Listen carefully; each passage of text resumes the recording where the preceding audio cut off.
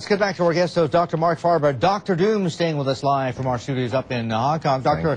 Faber, let's start clearing some emails because they're starting to back up. We've got a lot of people writing in wanting to ask you questions and to talk to you. This is Tyrone writing in from Missouri. He says, in the long run, don't you see inflation going through the roof in America and the dollar collapsing? What do you figure? Well, we have different economic schools. We have the Austrian school, the school of rational expectations, monetary schools and so forth. In the US, we have a totally new school, and it's called the Zimbabwe school.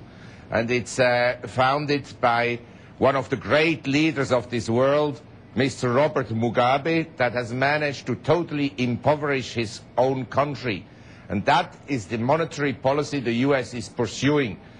If something goes wrong, print. If it doesn't get fixed, print more. Okay. If it then goes even worse, print more. Okay, hold on here. You're not talking about 200% inflation, hyperinflation, are we? Well, not yet, not yet. But I think eventually, if I look at government debt in the US and debt in general, I think the only way they will not default physically on their debt is to inflate.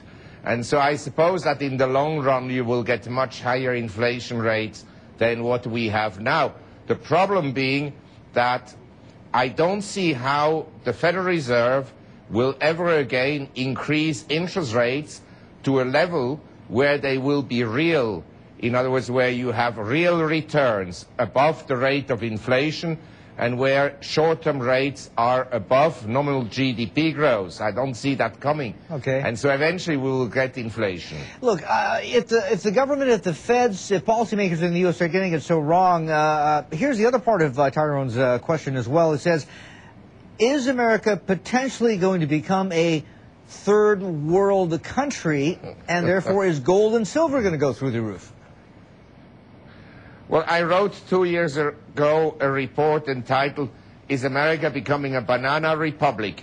And there are some features that characterize banana republics, totalitarian states, very strong government intervention into the economy, and the polarization of wealth. And we have all these trends occurring in the US. We are not yet there, and in theory it could be reversed, but I doubt it will be.